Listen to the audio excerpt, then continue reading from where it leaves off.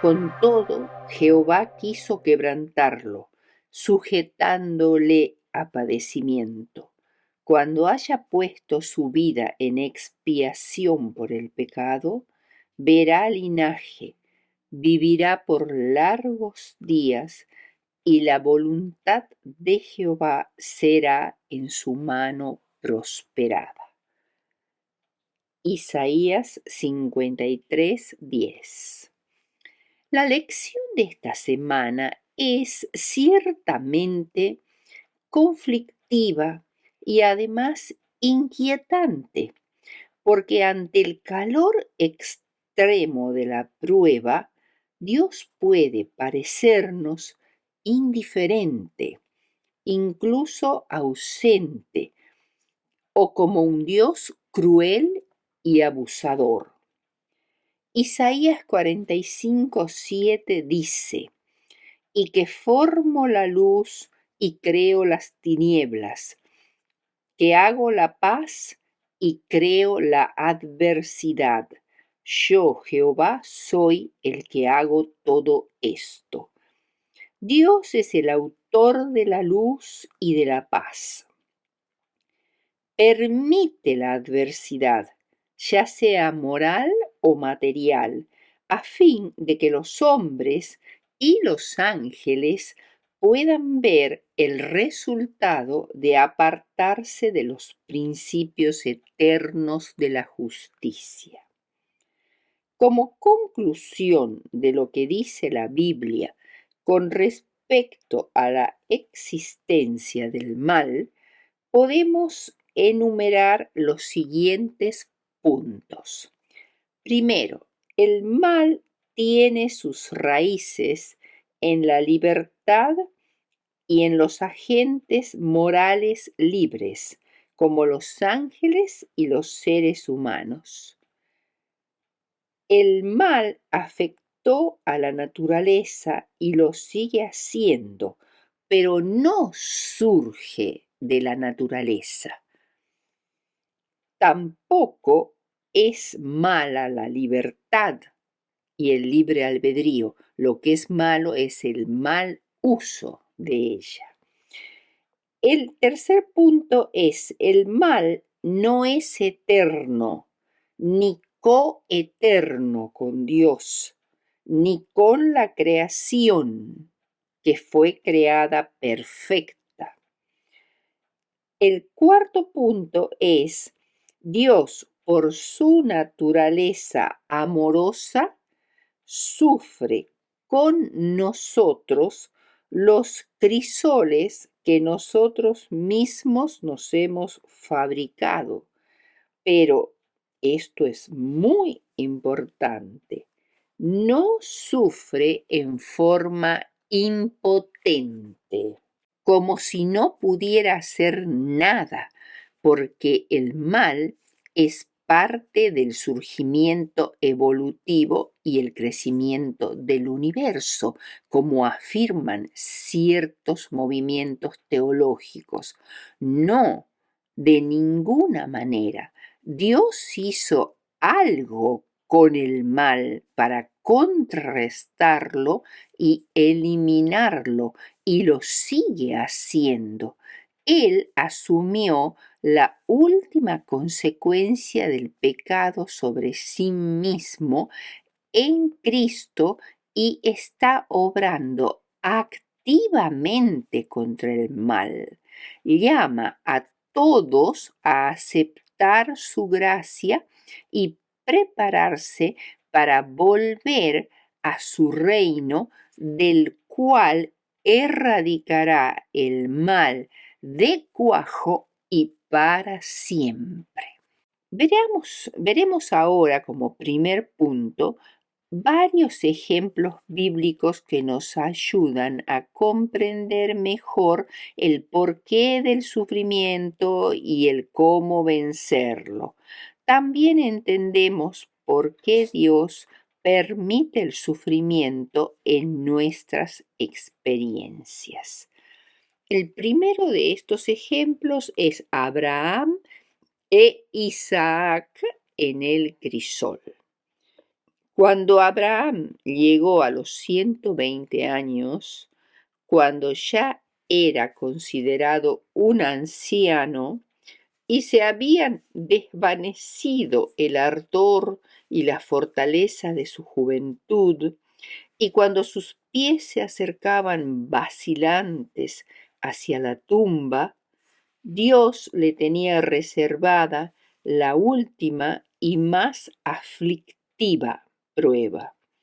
El patriarca moraba en Beerseba, al sur de Palestina, rodeado de prosperidad y honor. Era muy rico y poderoso.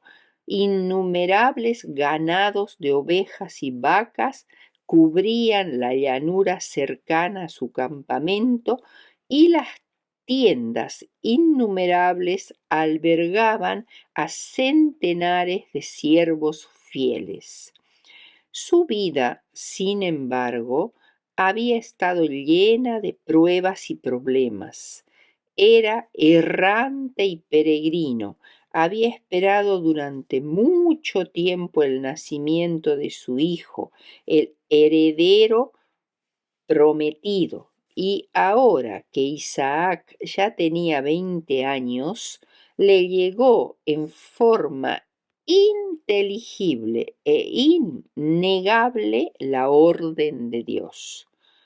Toma ahora a tu hijo, tu único Isaac, a quien amas, y ofrécelo en holocausto. Génesis 22:2. La pérdida de este hijo por un accidente o enfermedad habría partido el corazón del amante padre, hubiese doblado de pesar su encanecida cabeza, pero he aquí que se da la orden que con su propia mano derramara la sangre de su hijo. Por donde se lo mirara, le parecía una espantosa imposibilidad. Al mismo tiempo pensaba que Dios había prohibido los sacrificios humanos. Entre los fenicios y los cananeos era común la celebración de rituales de liberación mediante el degüello de niños inocentes que eran entregados a los dioses demonios para que éstos descargaran en ellos la furia que de otra manera se descargaría sobre los adultos. Entre los cananeos y los fenicios también era común que en momentos de crisis para una ciudad que podría ser destruida, se sacrificaban a niños o jóvenes. En algunos casos se pretendía sacrificar al hijo más querido para volcar la furia de los dioses demonios contra los enemigos. Este fue el caso del rey Mesa de Moab, un territorio al sureste de Palestina, que decidió degollar a su hijo primogénito sobre el muro de una ciudad en la que los israelitas lo habían acorralado. Cuando los israelitas vieron eso, en lugar de actuar con él, tuvieron gran temor y lo dejaron libre. En vez de acabar con él, con este reinado, tuvieron gran temor y lo dejaron libre. El texto dice: y hubo un gran enojo contra Israel porque pensaban que iban a recibir la ira del dios demonio. Segunda de Reyes 3:27. Podemos imaginarnos la consternación de Abraham, cuyos altares contrastaban tan grandemente con el de la gente de sus días que hacían sacrificios humanos, cuando Dios le pidió que le entregase a su hijo único. Pero el mandato divino de sacrificar a Isaac fue un mandato único con propósitos múltiples. El primero de ellos fue una prueba para Abraham y para Isaac. El segundo propósito era dar una revelación al mundo a través de esta experiencia de Abraham e Isaac. El tercer propósito era una profecía y el cuarto era una tipología. Veamos entonces el primer propósito, una prueba. Lo que se probó fue la fe de Abraham y la sumisión de Isaac.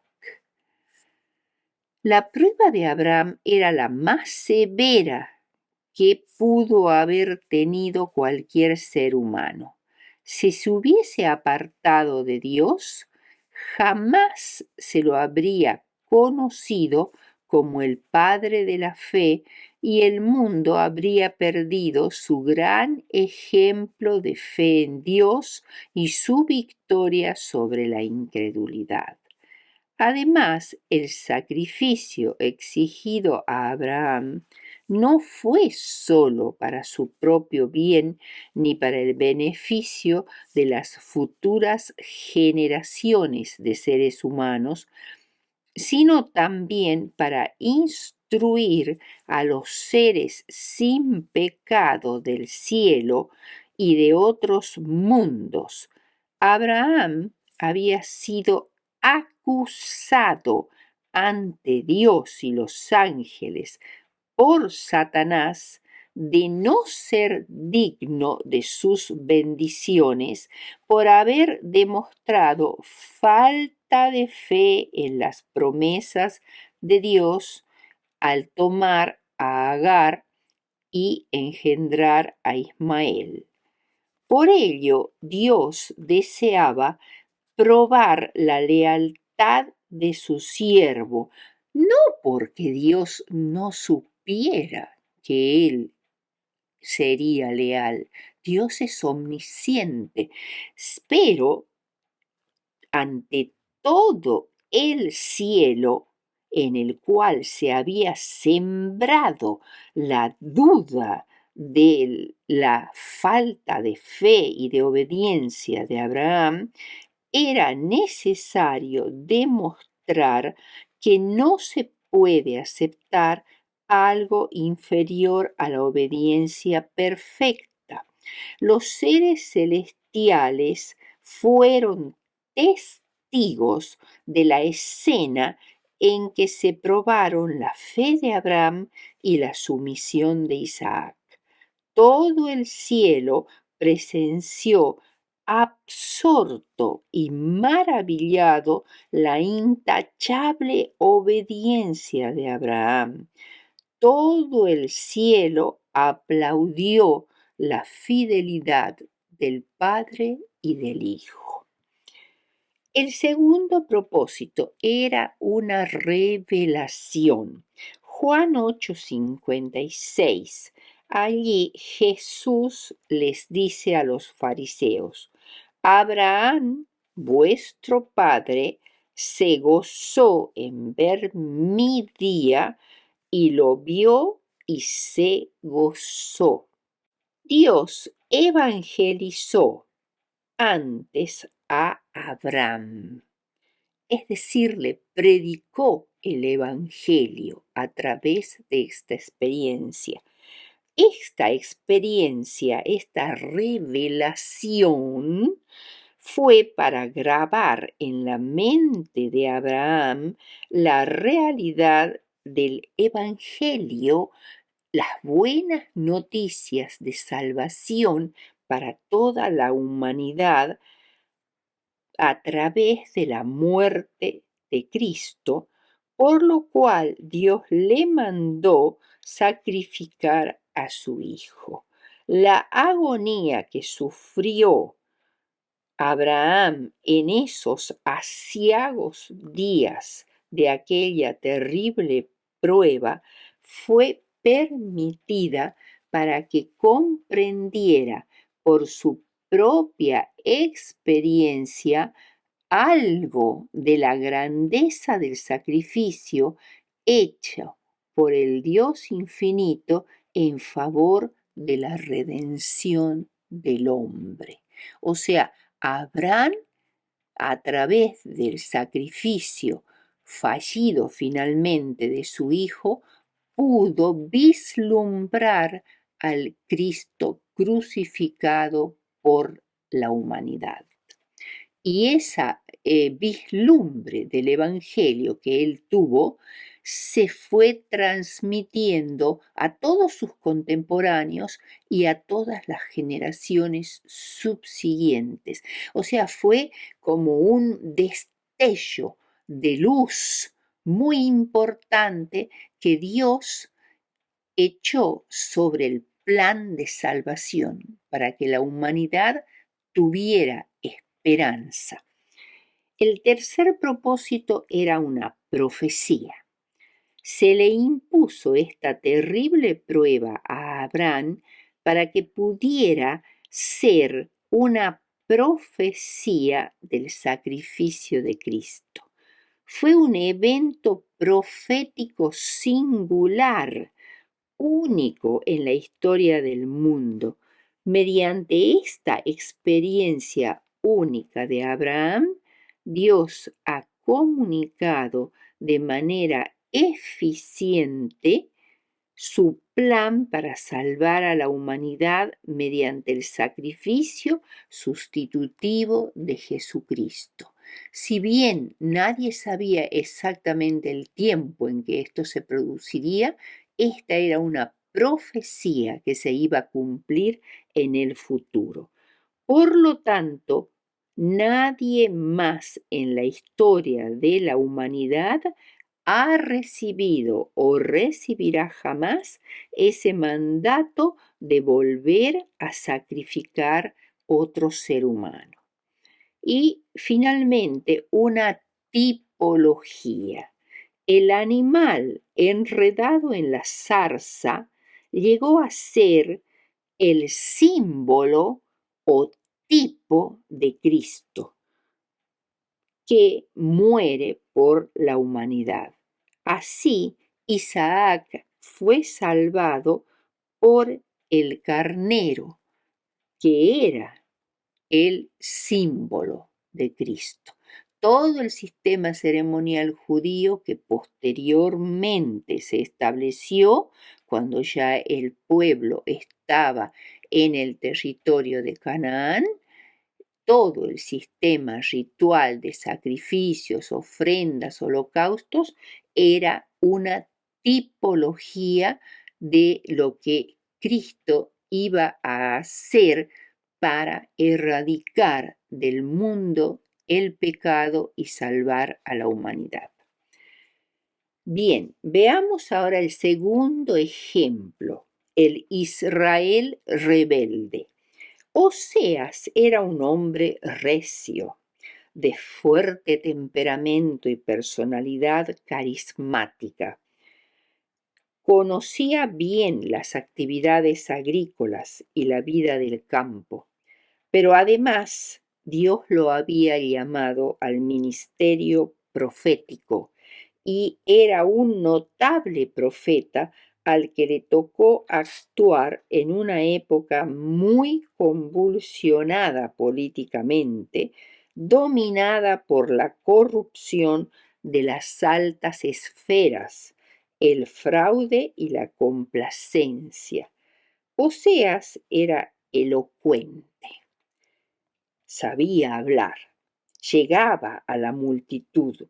Su lenguaje estaba lleno de figuras o metáforas vigorosas, con una verbosidad florida, exuberante, aguda, pero siempre ungido con ese aire de solemnidad de los grandes predicadores.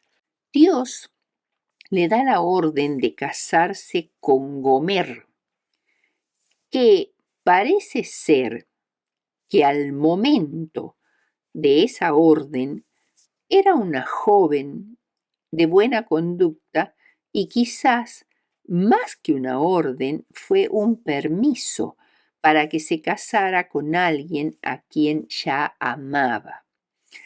Gomer dio a luz a su primer hijo, Jezreel, pero con el tiempo la situación cambió y Gomer se volvió adúltera, teniendo 2 hijos de relaciones extramatrimoniales, Lo-ruhamah y Lo-ammi.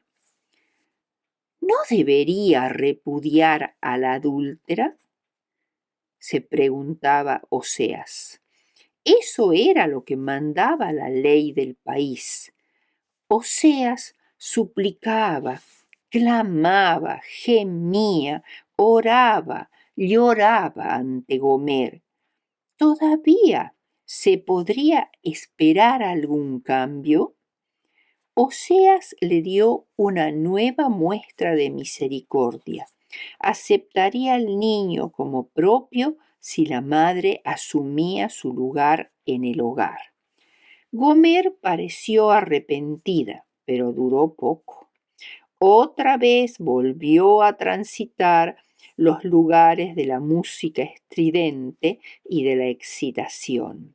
Entonces Oseas, con profunda aflicción, reclamó la intercesión de sus hijos. Acusen ustedes a su madre, acúsenla, porque ella no es ya mi esposa, ni yo su marido, dice Oseas 2:2. Finalmente Gomer se fue abandonando a sus hijos, llorando en un rincón. No regresó más. Persistió en la vida libertina y con el tiempo se vio obligada a ejercer la prostitución. Cuando ya su cuerpo no le permitía seguir siendo la prostituta sagrada, fue arrestada y sometida al mercado de los esclavos, donde finalmente Gomer la compró finalmente Gomer fue comprada por Oseas por 15 piezas de plata y una medida de cebada. Ahora Oseas era su amo y ella era su esclava. Según la ley que regía en ese tiempo, tenía derecho a castigarla y aún matarla. Pero en lugar de ello, Oseas le dio ropas limpias, la condujo con afecto nuevamente a la casa y entonces le hizo una oferta inesperada, inaudita. Le dije: por mucho tiempo serás mía.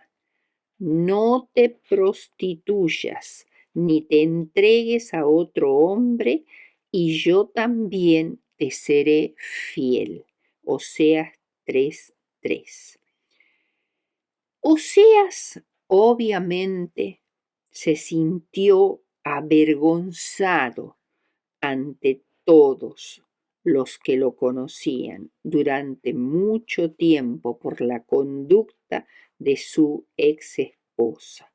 Herido, pero Dios estaba obrando mediante él para ejemplificar la relación de Israel con Dios. Siempre Dios utilizó la metáfora del matrimonio en la relación entre él y su pueblo, y siempre su pueblo le fue infiel, como en el caso de Gomer con Oseas. Oseas 2, 14 al 17 ilustra el permanente e inagotable amor de Dios para con su pueblo a pesar de sus extravíos. Podemos olvidar a Dios, pero Él no puede olvidarnos. Yo la traeré a mí. En otra versión dice, yo la voy a enamorar. La llevaré al desierto y le hablaré al corazón. La aflicción de Israel se abriría en el futuro en la llamada puerta de esperanza para liberarlo del cautiverio. O sea, a causa de las muchas caídas del pueblo de Dios, sin escuchar las exhortaciones de los profetas que Dios les enviaba uno tras otro, Israel llegó a conocer la aflicción de la esclavitud y de ser llevado cautivo a Babilonia. Pero con el futuro, esa aflicción de Israel se transformarían en puertas de esperanza que se abrirían para liberarlo del cautiverio. Las dificultades de la vida nos sobrevienen sin aviso alguno, pero si son aceptadas y sobrellevadas pacientemente, con humildad y fe, no son sino las puertas de esperanza que nos pueden dar liberación del pecado, de los malos hábitos, de las malas costumbres o los malos rasgos de nuestros caracteres. Veamos el tercer ejemplo, sobrevivir mediante la adoración. ¿Qué causó el sufrimiento de Job? No es Satanás quien señala a Job como bendecido de Dios, sino Dios es el que lo distingue como ejemplo de lealtad y susceptible de ser examinado.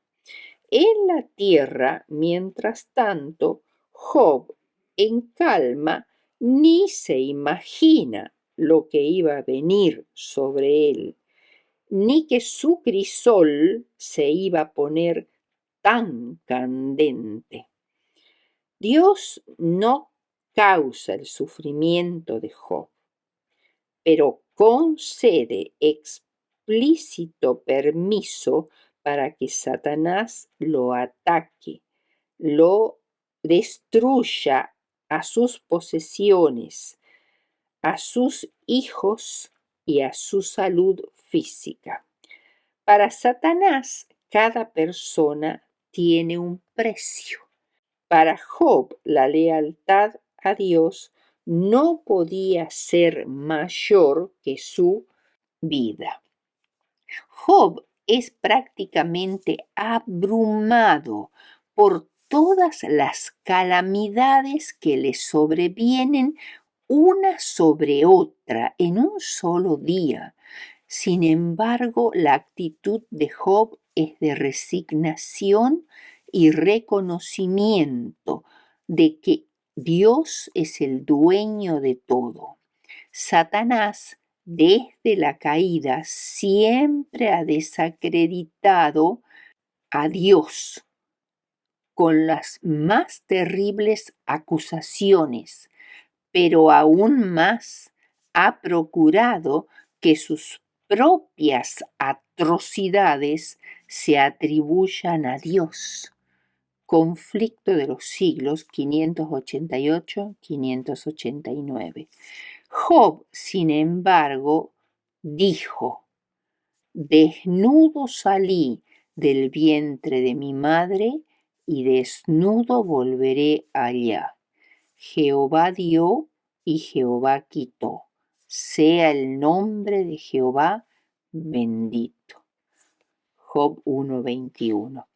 Un incendio que asoló la parroquia de Benjamin Schmolk, un pastor alemán del siglo XVII, dejó en ruinas su hogar y los hogares de los suyos.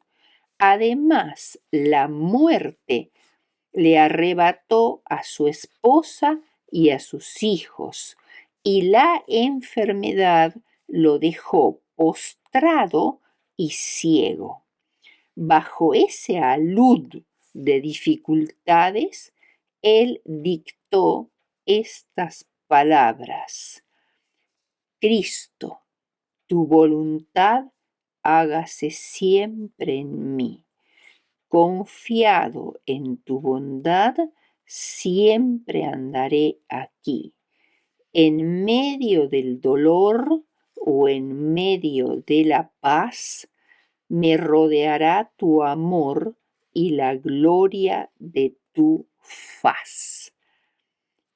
Y estas estrofas formaron el himno número 425 en el himnario adventista antiguo.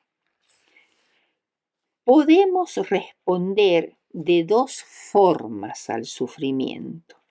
La primera de ellas, la más común, la que todos adoptamos muchas veces, es amargarnos, enojarnos, maldecir a Dios, darle la espalda.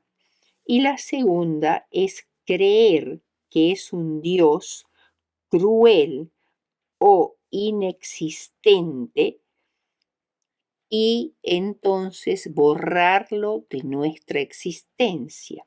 Y la tercera forma es aferrarnos a él con más fuerza, aunque no entendamos nada de por qué nos está pasando lo que nos está pasando. Podemos concluir que Dios es un capataz severo y exigente, pero lo que sucede mayormente es que nuestra comprensión de lo que sucede en esta tierra es muy parcial, muy borrosa y muchas veces equivocada. Pero sea como fuere, pasemos por el agua profunda o por el calor extremo, Dios estará con nosotros siempre y su intención es buena, es purificarnos de todos nuestros defectos y pecados. Como conclusión, diremos que 2 Corintios 1, 8 y 9, donde dice así: porque, hermanos, no queremos que ignoréis acerca de nuestra tribulación que nos sobrevino en Asia, pues fuimos abrumados sobremanera, más allá de nuestras fuerzas, de tal modo que aún perdimos la esperanza de conservar la vida. Esto lo escribe Pablo. Estas pruebas específicas se podrían referir a, primero, el tumulto levantado por Demetrio, el constructor de los templecillos de Diana en Efeso, o bien cuando fue apedreado en Listra y abandonado creyendo que estaba muerto. Segundo, un complot de los judíos para matarlo cuando salió de Corinto, como resultado del cual debió cambiar precipitadamente sus planes. Tercero, la agonía mental y espiritual por la condición en la cual se encontraba la iglesia de Corinto. Tanto fueron estas pruebas que los apóstoles pensaron que ya estaba dictada la sentencia de su muerte y que sucumbirían pronto.